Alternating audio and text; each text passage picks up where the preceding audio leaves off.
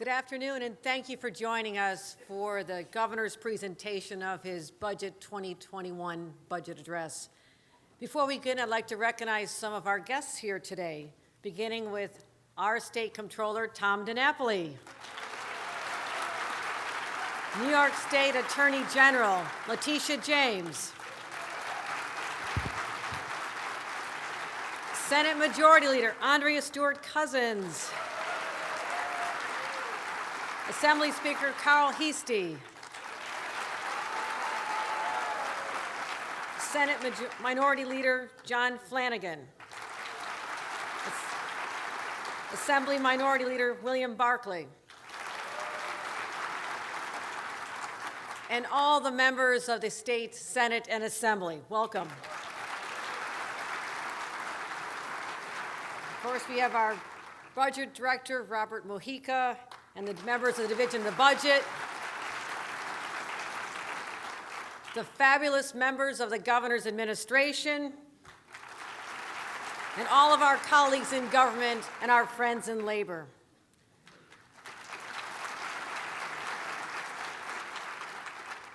Over the past 9 years under Governor Cuomo's leadership, New York State has returned to its rightful place as the progressive capital of the nation, achieving unprecedented social and economic progress, preparing the state for the future, and making government work for the people.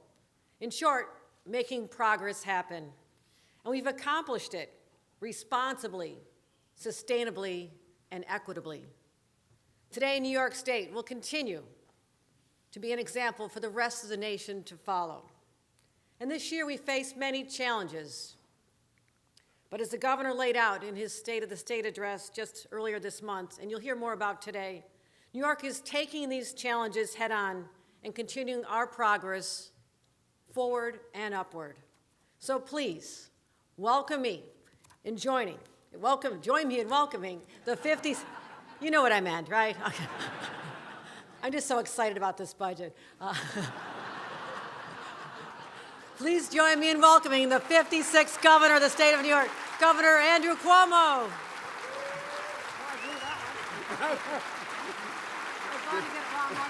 Yeah, I know. It's all good.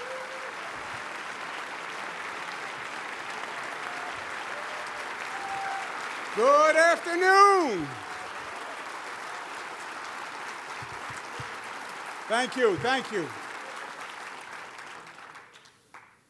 This is a budget to be excited about, and the Lieutenant Governor was right. Let's give her a round of applause.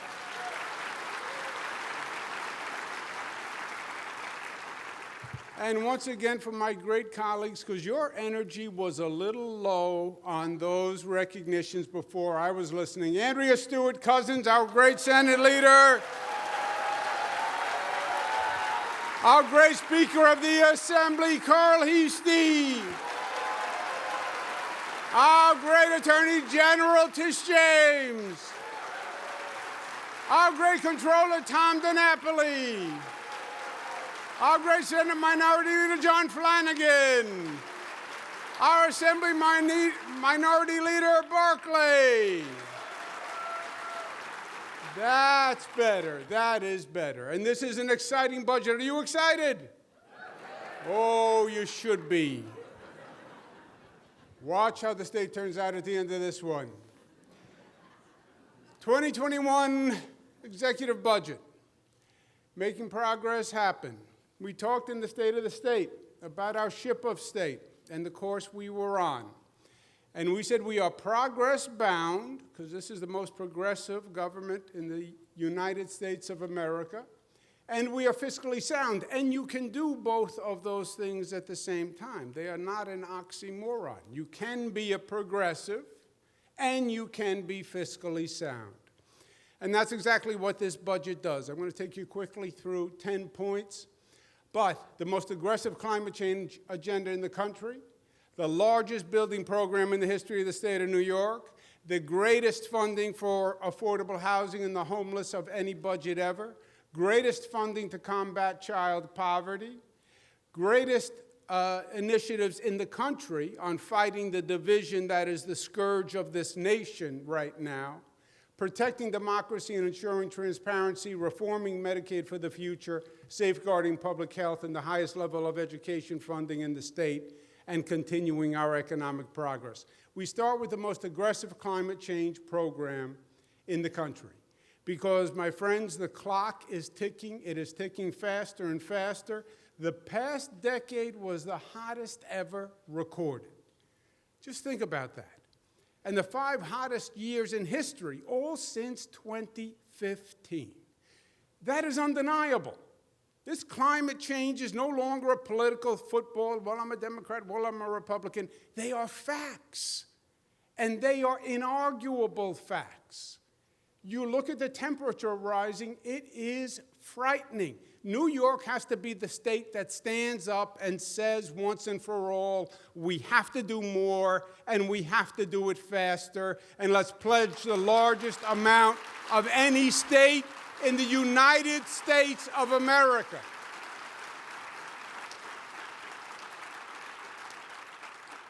And I'll tell you something, Al Gore was right. The man was right. I served with him when he was the vice president. He was the first one to blow the horn, and he was exactly right. Our $33 billion initiative, the largest in the nation, 5-year plan, $3 billion is the Restore Mother Nature Bond Act, which we talked about in the State of the State, $740 million for resiliency, environmental conservation, $9 billion for offshore wind, land-based renewables, $6 billion, clean energy research, $1.9, the Green Bank, $1.1, electric transit buses and charging stations, $1.5 billion. It is a comprehensive program, and it provides the funding to actually do it, but we have to do it faster. That's my man, Paul Tuttle, on the motorcycle, Orange County Choppers. You don't watch Orange County Choppers? You should. It's better than watching a budget presentation. We have to do it faster. Setting goals without the means to achieve them is you know what. That's right, it's baloney. And that is a big baloney. But I digress. We have to do it faster. It currently takes 5 to 10 years to begin constructing a new energy project. You can't have the goals we have and then have a system of bureaucracy that takes 5 to 10 years to start a new energy project. It just does not work. We need a new, faster siting methodology, financing, and building methodology. I want to take PSC, ESD, and NYSERDA, reform them, and flip the whole model. Let the state go out and find the site and do the approval and provide the financing and set up the transmission lines, and then bring in a private developer. In the cases where the private developer comes with a site, fine, but let's have a faster process because it can't be 5 to 10 years, period. We have to make that better, and we can. Let's also, in this budget, ban single-use styrofoam. Let's expand e-bikes and e-scooters, and let's make the fracking ban permanent once and for all.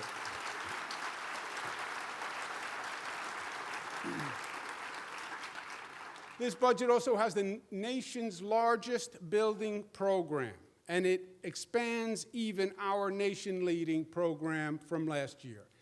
This country is being bypassed by countries all across the world in terms of building and construction and advancement. You look at airports around the world, and then you look at what we have here in this country. But while the rest of the country is sitting idle, New York State is moving ahead and moving ahead aggressively. Future generations will look back and thank us for what we did. They'll look at these new airports, the new rail terminals, internet all across the state, cell service all across the state, and they will thank us.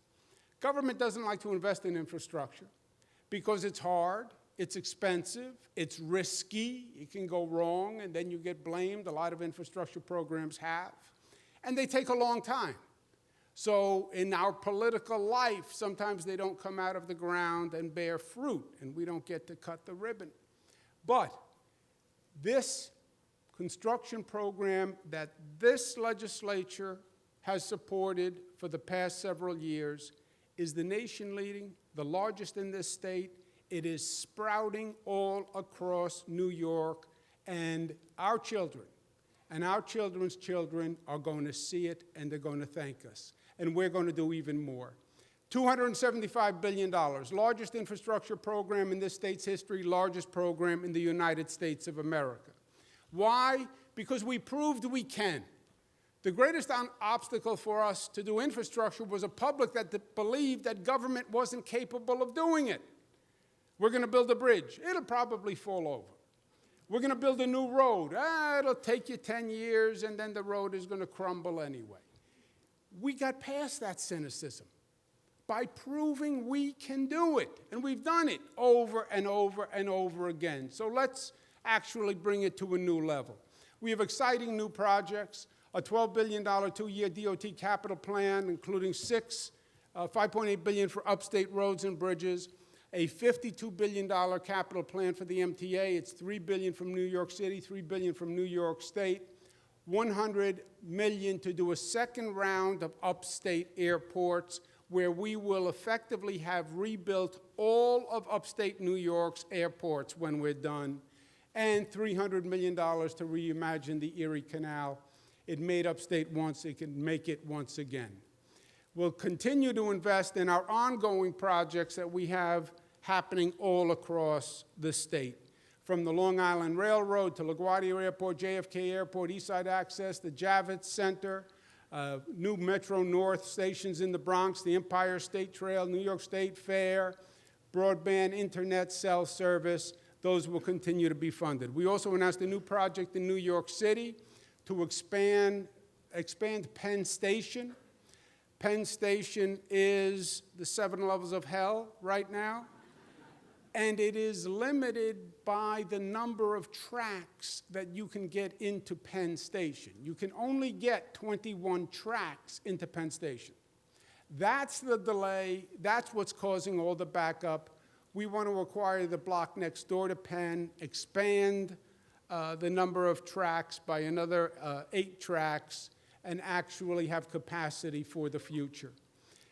Greatest funding for homeless and supportive services. The homeless mentally ill population is the hardest community to reach. I've worked on the homeless issue all my life, starting in my 20s, and then I did it for the nation as Secretary of Housing and Urban Development. This year, we will commit the most funding ever to provide supportive housing and services primarily to the mentally ill.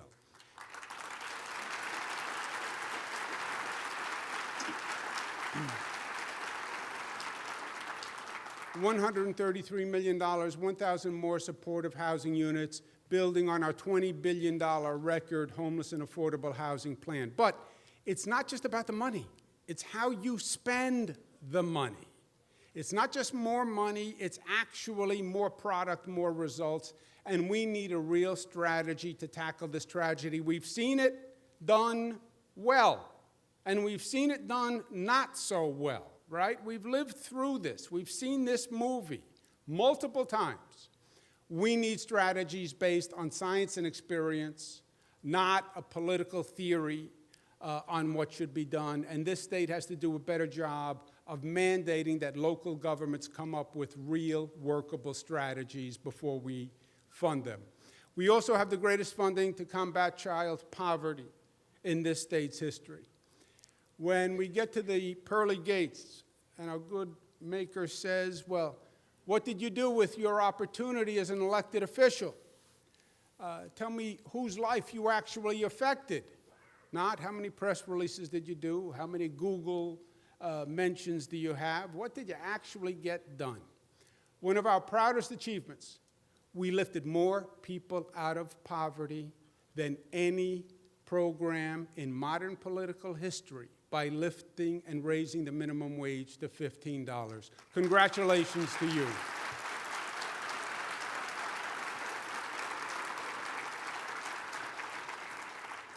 And now we want to make the greatest investment in history to eliminate child poverty. $2.9 billion. We want to spend $157 million to expand the Empire Child Tax Credit, providing 400,000 families with children under 4 years old, an average of $400 per family. That'll make a tremendous difference, and it will add to all the progress we've made with the minimum wage. Nation-leading effort to fight division. And as I said in the State of the State, fighting division is what I believe is going to be our toughest challenge going forward. We have a budget. I said to you at that time, we're going to be able to manage the budget. But the divisive environment that we're living in all across this nation that is affecting New York, that is our challenge. When it comes to public safety, I want to make sure our emergency management workers have the best equipment. I am often out there in responding to these emergencies, whether they're hurricanes, storms, floods, whatever it is. And I can't tell you how impressed I am with their courage and their ability and what they do and how they literally put their lives on the line. I want to make sure we're at least giving them the best equipment because they deserve that and they should have it. They're willing to risk their lives. Let's make sure they have the right equipment, so we're doing everything we can to facilitate the effort and to respect their courage. And that's what that $12 million is.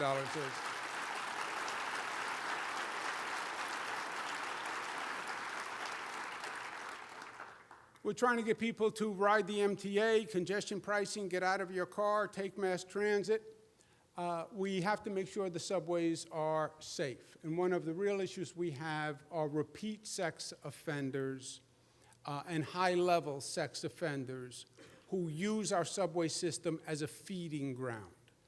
We have people who have been arrested over 70 times for sexual offenses on the subways, 40 times, 30 times. They go there because they have a captive prey audience. It's madness to say we're going to continue to subject the riders of the subway system to this level of sexual abuse.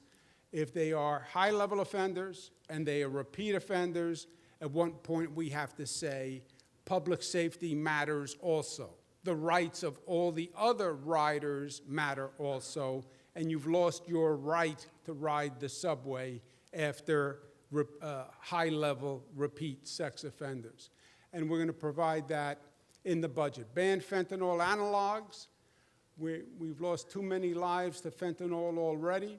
Ban ghost guns, close the out-of-state conviction loophole on our gun laws, legalize adult-use cannabis. I believe it is best done in the budget.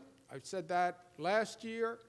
I believe the budget is the opportunity, frankly, to make some tough decisions and work through tough issues that without the budget can often languish, and I suggest that we get it done in the budget. Bail laws.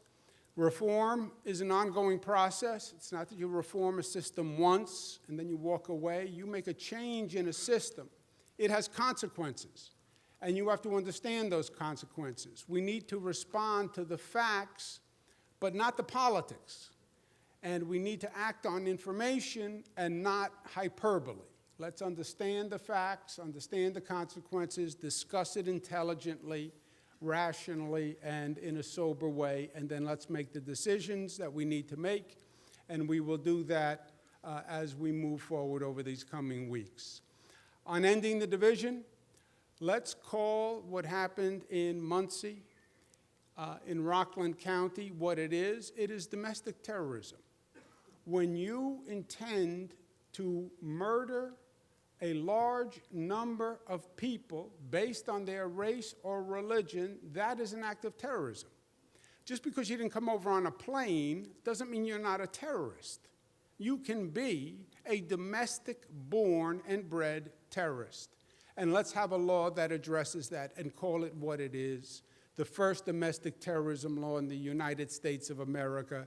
Let's make a statement in support of what happened. Let's make a statement in support of what is happening all across the state. It's not just Muncie. It's a rash of anti-Semitism. It's the growth in the Ku Klux Klan, growth in hate groups, growth in the Proud Boys. It's anti-LGBTQ. It's anti-anyone in this environment, right? I don't know, with this national atmosphere, unless you came over on the Mayflower, then you're an enemy of America. And by the way, the Native Americans might even have a problem with the people who came over on the Mayflower. Let's pass the domestic terrorism law and let's make our statement.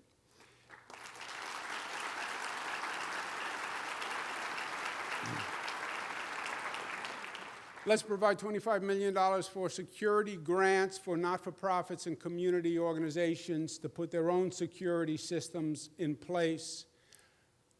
$2 million more to increase the state police hate crimes task force. Let's mandate that public schools teach our children the beauty of diversity and tolerance and how this nation was founded on religious freedom.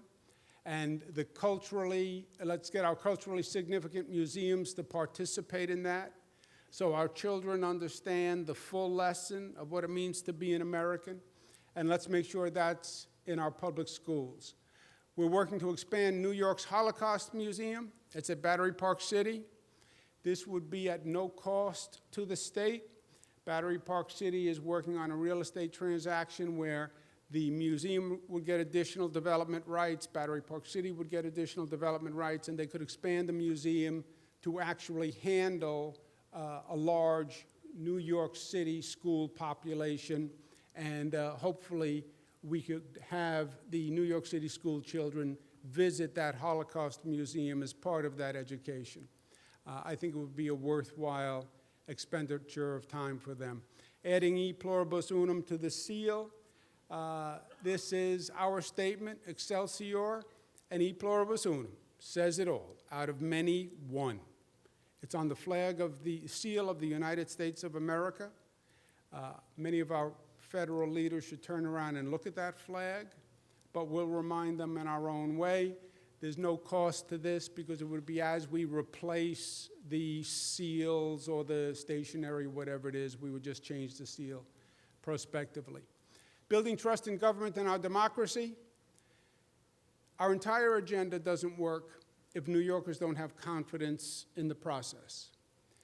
Last year, an independent commission proposed a pay increase for elected officials because we performed. I said all along, I support a pay increase for the legislature. If we perform our duty, it has performed its duty, constitutionally passed the budget on time. We've done that 9 times, 9 timely budgets. That hasn't been done in decades. And besides the constitutional responsibility of passing the budget on time, we have passed nation-leading laws and brought this state to a higher point than ever before. I support a pay increase for the legislature. And the commission said there should also be a ban on outside income. Now, the whole situation has gotten confused because there are lawsuits, et cetera, and part of the raise went through. The ban hasn't been done. But I would say to the people of this state, look, we haven't banned outside income, which the commission had recommended, but we have nothing to hide because we will release our taxes. And you can see who's paying me and who's not paying me, and you can see if there's a conflict of interest. But I would do it for all elected officials across the state. If you make more than $100,000 from the public, you should make your income taxes available because we have nothing to hide. I think it is a simple, profound gesture. You know, historically, Albany had a reputation for corruption and certain dark practices when it comes to government. Lincoln called for the men from Albany to figure out how to get the votes when he needed them. Let Albany set the opposite example. The most transparent government in the United States of America, period. No government does this. And in one move, we change the entire perception and we say to the country, you can now follow us. Let's have an automatic voter recount to increase confidence in our democracy. Let's put $10 million more to the census. That census, we get about $880 billion in federal aid, depending on our census and our count. I've asked three great New Yorkers if they would be honorary co-chairs, Martin Luther King III, Lucy Liu, and Lin-Manuel Miranda. They have agreed. We want to put additional funding to get to groups so we can actually get out there and knock on doors and ring doorbells. Preserving Medicaid for the future. Thanks to our effort, 95% of people are covered. 18 million New Yorkers are covered. New York only has 19.5 million people. 18 million are covered. When you hear all this discussion about health care coverage, look at what we have done. We are 18 out of 19.5. We're not 100%, but boy, we are close.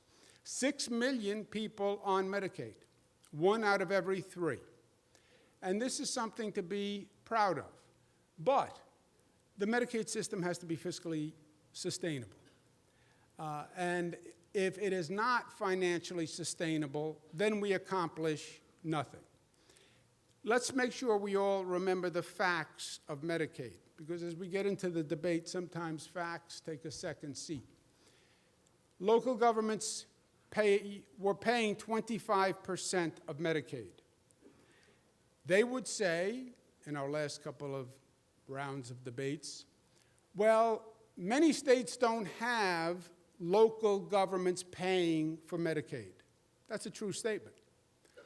But this state, 1965, we made an arrangement with the local governments where they got the right to a sales tax. And in exchange, they picked up 25% of Medicaid. So yes, that was the exchange. They pick up 25% of Medicaid, and they got the sales tax. That was 1965, 1966. That was the consideration of that transaction. 2011, we passed the property tax cap. And local governments come back the next year and say, well, we're feeling pressure on the property tax cap. And it's hard to stay in the property tax cap because of the rising cost of Medicaid. Quick historical digression. Not that history matters anymore, because now we just have Google. 1932, Governor Franklin Delano Roosevelt says to the New York State Legislature, the problem in this state is rising, he called it real estate taxes, rising property taxes. And it is a major problem. And we have to make the local governments reduce their cost by streamlining, consolidating, and ending the duplication. We cannot afford this level of local government. 1932. FDR goes on to say, for 3 years, he's trying to get the legislature to come up with a consolidation plan. We have now about 10,000 local governments and local entities. And his whole point was those costs are going to continue to increase, and they have to be gotten under control. He also rejected the premise, well, the state should subsidize those local taxes with a statewide raised tax, okay? History repeats itself. We get to 2011, 2012, local governments say, oh, I have pressure on my property tax cap. I can't pay the Medicaid increases anymore. We say, 2013, we will pay all the increased cost of Medicaid. And you stay within the cap. Frankly, it was a very bold and generous initiative because we also need to maintain fiscal solvency. But we assume all the cost from the local governments in 2013. What happens now is the cost of Medicaid is rising much higher than anyone projected. They started rising dramatically recently after we assumed the local cost increase. And you can see how fast by percent it has been going up. Now, local governments are responsible for administering and monitoring certain programs and determining eligibility. What happened is, when they were paying the cost, 25 cents on the dollar, they had a financial incentive. Every dollar they spent, they had to pay 25 cents. They were leveraging 75 cents on the dollar, but they were paying 25 cents. Now, since we pay the entire increase and they have been flat, they pay the same amount every year. Their cost does not go up. It doesn't matter what they spend, their cost does not go up. It doesn't matter what they save, they don't get any savings. That never works. In private transactions, they always want everyone to have skin in the game. When you are administering a program where you have no financial accountability, you have no incentive at efficiency or economy of scale or to call up and say, I think this is a problem or this is a problem, because someone else is paying the check. And that's where we are now. That's the blank check syndrome. We are signing the check, and they're filling out the amount.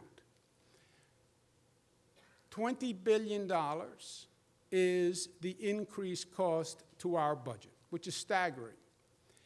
To give you an idea of what we're going to pay on behalf of local governments for their share, Long Island, $284 million in Suffolk, $236 in Nassau, $175 Westchester, $100 Onondaga, $163 Monroe, $177 Erie, $2 billion for New York City. This is the money they were paying a few years ago.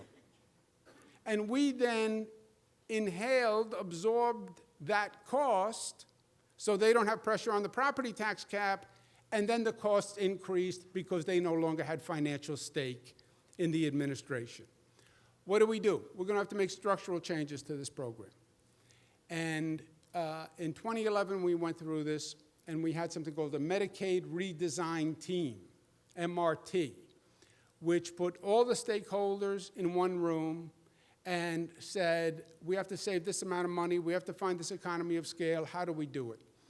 The MRT worked very well. They found efficiencies, they had suggestions. The savings from that MRT has saved New York $19 billion since 2011. We want to do an MRT too, with the assignment of saving $2.5 billion, and that's the that's the amount that we need to close the Medicaid shortfall and to make those structural changes going forward. So we went back, we re-enlisted the original MRT team. They were great. This is how they see themselves in self-portraits that they did in a therapy session that they conducted after the first MRT. There they are in person. Let's give them a round of applause and thank them very much.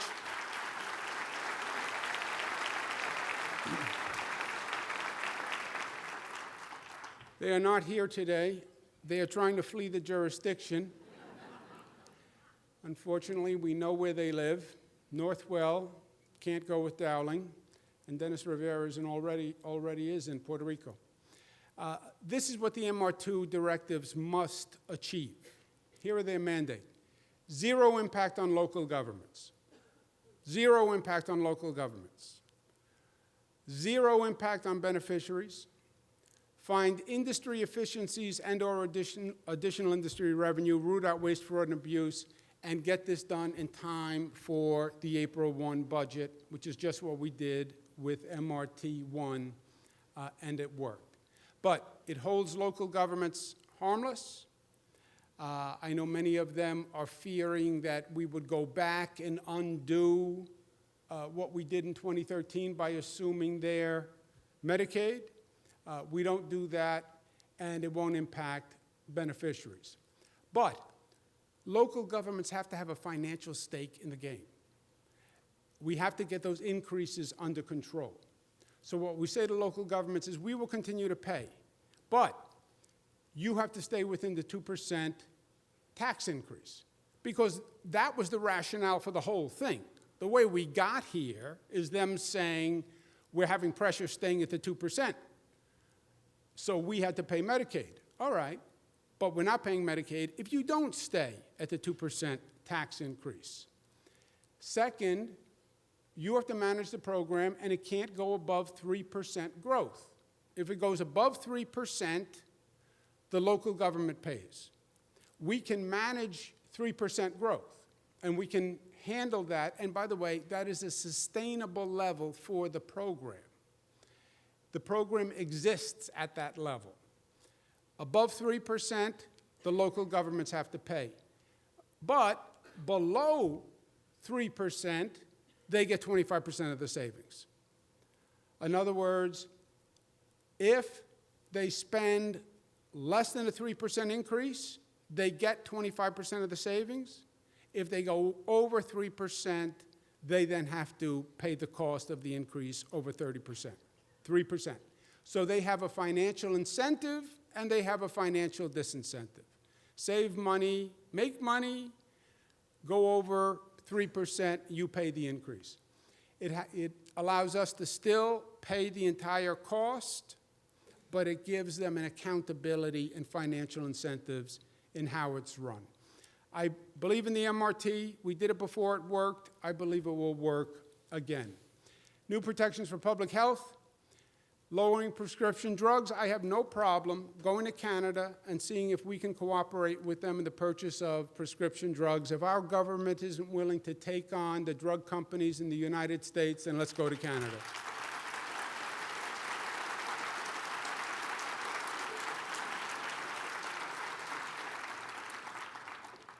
We should cap insulin co-payments at $100 per month. People are dying because they can't get their insulin payments, and I want to just cap them at a flat $100 per month. Increased transparency. We're going to do a website that tells you where you can go for a set procedure and what each hospital charges for that procedure, so you're not surprised when you get the bill.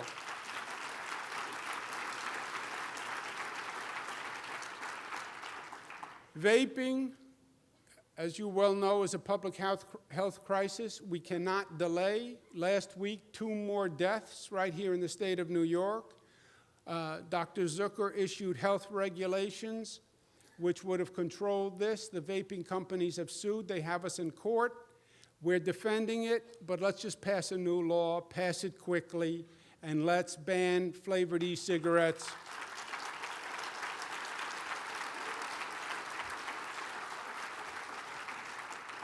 And let's do it as soon as we can get it done.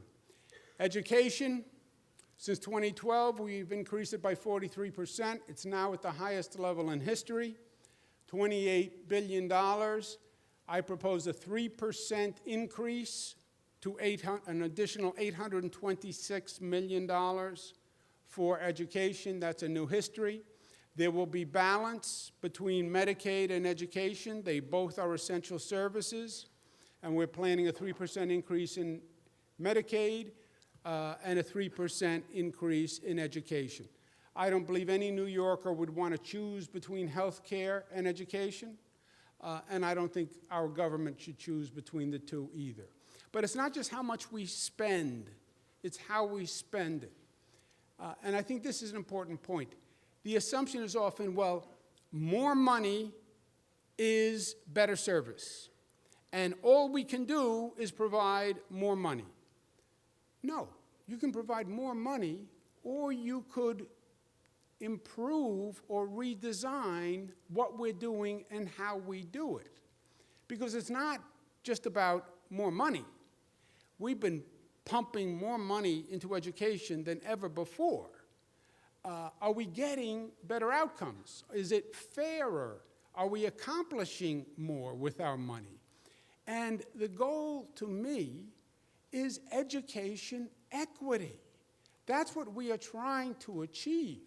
We said that the school districts had to disclose, for the first time, the amount of funding that actually goes to a school, right? A district, one district can have a number of schools in it, 10, 20, et cetera.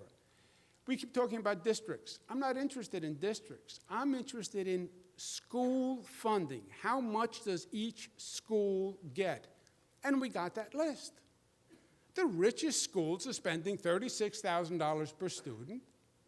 The poorest schools, $13,000 per student. That is the outrage, my friends. That is the problem. Stop there. You don't have to go any further than that. Education is the civil rights issue of our day. Yes, and that's the civil rights injustice of our day, right there.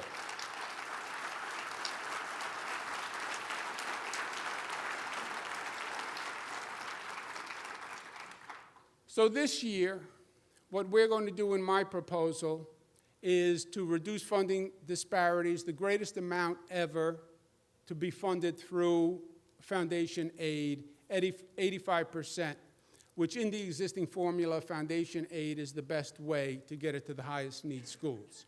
And that's the largest foundation increase over the past decade. But to truly prioritize poorer schools, we need a better system. You know what we did on bail reform? You know what we're going to do on Medicaid? Where we say, well, we're going to roll up our sleeves and we're going to really reach into that system and we're going to make real reform and real changes, and it's going to be hard. It's hard. And for a lot of years, nobody went near it because it was hard. It's politically difficult. It's going to be controversial. And, you know, we're in this business to make friends, not enemies. We're also in this business to make change. And we had the guts to do it on the criminal justice system on bail reform, and we've had the guts to do it on health care. We need the guts to do it on education. The current formula is designed to achieve political needs, not equity. You try to understand that education aid formula. You pull out all those categories. Expense-based aid, which is often the majority of the funding, and it goes back to all the schools on whatever they spent. And we reimburse. It's like every school has our credit card. And they operate the school, and then at the end of the year, we pay the credit card bill. Yeah, well, the richer schools wind up spending more because they're richer schools. And why are we really reimbursing richer schools at the expense of poorer schools? The expense-based aid is anathema to a truly progressive formula. Even foundation aid, which is the progressive component of the current formula, isn't the most progressive formula. It doesn't accurately judge poverty, and it funnels money to a district, but not necessarily the high-need schools in that district. We need a new formula, and it's not going to be easy, and as a matter of fact, it is going to be hard, but that's what has to be done. Our state funding is only about 40% of the funding that goes to schools. 60% comes from local revenues. And wealthier communities with a higher property tax base fund their schools more, period. That is the way of the world. Well, then use your state funds to equalize the disparity in the funding. The wealthier districts are always going to fund their schools more. That's why they moved to the wealthier districts. Use your state funds to equalize. You're only 40%. You can't bring everybody up with 40%. You don't have enough money to raise everyone to a new level. $36,000 was the highest spending at the wealthiest school. Okay, we'll raise everybody to 37. You can't raise everybody to 37. Not with 40%. You'll never be able to. Use it to equalize the funding. The most progressive approach, take your 40%, start funding the bottom schools, keep funding the bottom schools, and see how high you get. And by the way, you'll never get to $36,000 if you took your entire 40% and funded the poorest schools. But maybe you'd raise them halfway, and whatever you did would actually be achieving more equity. Let's work on a new formula together. The current formula goes back, talking about history, Warren Anderson, Senate leader, Stanley Fink, Assembly leader, and they came up with a formula of regional shares. New York City gets 38%, whatever the number. Long Island gets 13%, whatever the number. And that is the governing formula. That's how it works. And I understand the intelligence of regional distribution. I also understand, God bless Warren Anderson and God bless Stanley Fink, that was a different day. That was a different political reality. And we can do better than that. My father used to argue this every budget. 24 years old, and I heard this debate over and over and over. Now we should be able to do something about it. Most progressive approach, the goal is what a wealthy school gets, a poor school should get. It doesn't matter what zip code you're born in. It doesn't matter what county you were born in. You have the same access to education. Higher education.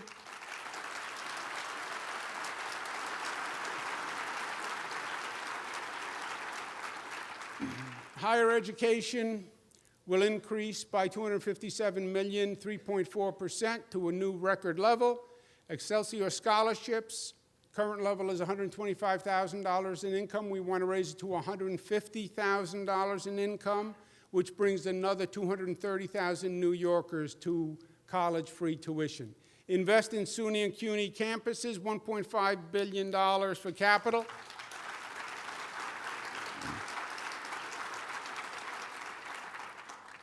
And 10th point, leading on economic and social justice. We have the highest number of private sector jobs in history in this state, 8.3 million jobs, and that is a beautiful thing. 36 consecutive quarters of job growth, that is a beautiful thing. Unemployment at historic lows all across the state. Upstate New York was 3.7. New York City 9 to 3.7, Long Island 7.4 down to 3.3. That's a beautiful thing. Let's keep it going. Middle-class tax cuts. Let's drop the middle-class tax cut. It'll help 4.7 million New Yorkers. And also, let's cut small business taxes. They're half of the businesses in this state, and they are the growth.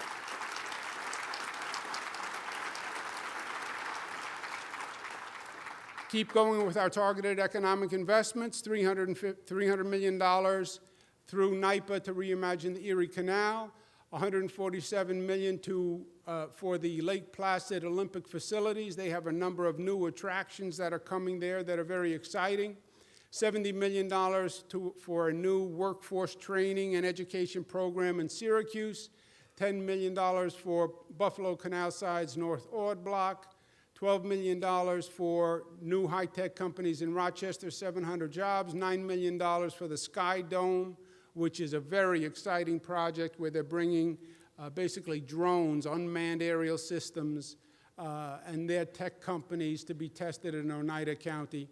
Phase 2 of the Capitol Courtyard Restoration Program. The courtyard in the Capitol needs to be restored. The roof, the floor is leaking into the basement. It's a problem. The Capitol, by the way, was supposed to have a dome on the top of it. And that was supposed to be an open courtyard with a dome attached. Teddy Roosevelt got bored waiting for the dome, so he just canceled the dome and opened the building. But we need to do renovation, and we can do a better job with that courtyard. We have restored the entire Capitol for some of the newer members. Those skylights are all new. The Capitol is totally redone from one end to the other, and we're all proud of it. Let's get the courtyard done also. Pier 76 in New York City. Pier 76 juts out into the Hudson River. That's it on the bottom of the screen. It is a magnificent parcel of real estate. It is currently used as a parking lot by the NYPD. Why, you ask? No good reason, I respond. When Hudson River Park was set up in 1998, the city said they would, quote, use their best efforts, close quote, to remove the NYPD tow pound. That was over 20 years ago. It is still a parking lot. It's the most expensive parking lot on the globe. That's what that is. It is right across the street from Javits. It's right where the High Line ends. It's magnificent. It's part of the Hudson River Park. I'm sure they had a great 20 years as a parking lot. It's time for the NYPD to move on, vacate the pier, give it to Hudson River Park, and let them come up with a reuse plan for that pier, make it part of the park. It'll be great, and Pier 40. And we have to do that in this budget. $29 million to strengthen the agriculture industry. Our New York State Grown and Certified program is working very well. We want to increase it and bring new economic justice initiatives. Nation-leading paid sick leave, which will be the next chapter on paid family leave. We're very excited about that.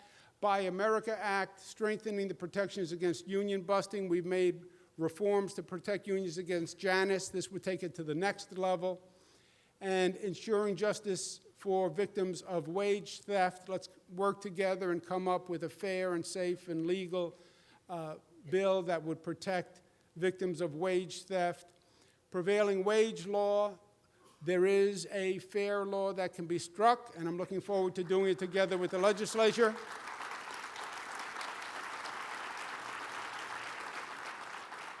Same with coming up with a program for workers of the gig economy. There is no doubt that there's abuse of employees.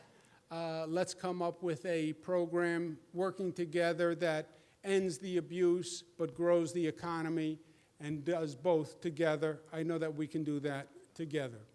And to continue to fund our ongoing economic initiatives. Long Island, the research triangle that we have been investing in is doing great. They just won a big federal grant dealing with an electron-ion collider, whatever that is. But we're going to keep building out the research triangle. Vital Brooklyn, $1.4 billion. It's housing, it's healthcare, it's green space, it's comprehensive redevelopment. South Bronx transformation, largest investment ever made, $1.8 billion. Clean up Hunts Point, end the asthma of children who've been living in the South Bronx. They've been talking about that for 40 years. We stepped up and we did it. $100 million in our downtown revitalization initiatives. That's working great all across the state. $750 million in the regional economic development councils. When anyone asks how they're doing, when we started, the unemployment rate in upstate New York was 8%. This is our entire economic development effort in upstate New York. Unemployment went from 8% to 3.7%. I'd say they're doing pretty well. And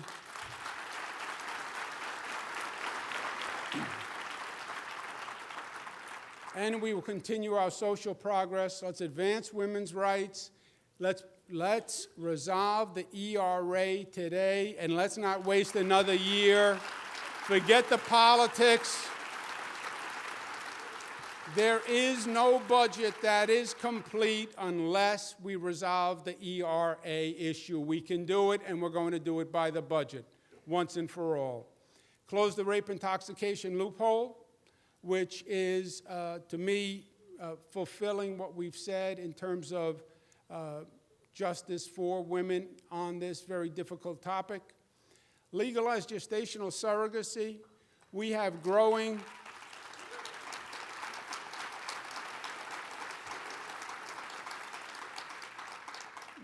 major issues that are growing with infertile couples who are struggling to have a children and start a family. LGBTQ couples, we passed marriage equality, they want to start a family. The time has come to legalize gestational surrogacy. We should do it this year. Overall, the budget numbers, very simple. All state operating funds went up 1.9, school aid 3%, Medicaid 3%, executive agencies 1%. That's why all the commissioners will have a scowl on their face, but they grin and bear it. All of this done, there's no gimmicks, there's no new casino revenue, there's no major fee increase, there are no new revenues. This is not the time to come up with creative, although irresponsible, revenue sources to solve a problem which doesn't really exist. The funding, as you see, goes primarily to education and health care. Everyone has stayed at about 2%. We owe the controller 0.02, which we will make good next year. We thank him for that. And I want people to just understand the frame for the budget. We had a $6.1 billion deficit. Yes, $2 billion of the deficit is Medicaid. And that must be structurally modified, and that's what the MRT is going to work on. And most of the issues in Medicaid come from the long-term managed care side. Daily News had a piece that was right. Medicaid-funded personal care industry added 36,000 new jobs in the first 9 months of 2019, making up 75% of citywide private sector job growth. Those are all jobs being paid for by Medicaid. 36,000 jobs. That's part of what's happening on the long-term managed care side. That is not sustainable. And all our stakeholders want a system that is sustainable. 1199, George Gresham, the hospitals, Ken Rasky, Haney's, the not-for-profits. Nobody wants to run a Medicaid program for 1 year or 2 years. We are so proud that we're at 18 million people being covered. We want to show that it's done fiscally and it's sustainable and it's going to exist in the future, and that's why we need to make these reforms. But that's $2 billion for Medicaid. That leaves 4.1 of a deficit. Deficit only means the shortfall from the projected growth to the actual growth in programs. It's the projected growth differential.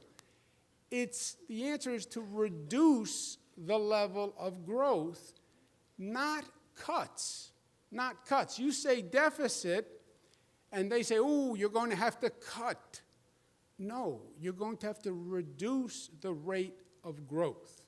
And that's exactly what we have done in this budget. Little perspective, every budget, every year, every interest says the same thing. Doesn't matter what you do, by the way, what numbers you come up with. They say the same thing. I want more. It's a great position. I'm going to take that job one day. Whatever you do, I say, I want more. This budget, every area gets more. 3% more on education. The state fully funds Medicaid, even the local share, and more for every program. Climate change is up. Infrastructure is up. Every major program area is up. And it's balanced between education and Medicaid, between upstate and downstate, because we want to do a budget that is fair for all New Yorkers, and this is. And, most excitingly, it continues with nation-leading proposals. Look at what we're doing, the most aggressive climate change plan in the United States of America, the nation's largest building program, bigger than anything we've done before. The greatest funding for homeless and supportive housing in the history of the state of New York, targeting the population that needs the most help. The highest level of funding to combat child poverty, the nation-leading effort to fight this scourge of racism and religious violence that we see going on, new initiatives to protect democracy, ensure transparency, making Medicaid sustainable for future generations, new protections for public health, taking on this vaping issue and resolving it quickly, and saving lives, more funding for education than ever before in history, a new level of economic and social justice reforms, because New York is the progressive capital of the nation. And when we say that, we say we will lead the way once again. And we don't lead with talk. or ideas, or here's a proposal, or I have a theory, or I have a plan, or we want to debate, or I think we should have a conference. No, we act. We do it. And that's what progressive government meant from day one. It's not what you say, it's what you do. I don't want to hear your ideas. I want to see change in people's lives. That's what progressive government does. It makes a change in a real person's life that is tangible, that they don't have to read about in a brochure, that because it affected their life. It puts their child through college. It helps them with their housing costs. It puts food on the table. It gives them health care. That's what government does. And that's what this government does. We make progress happen. And people know it. And we do it together, and we're going to do it again this year. Thank you, and God bless you. This concludes Governor Andrew Cuomo's fiscal year 2021 executive budget presentation. Thank you for joining us.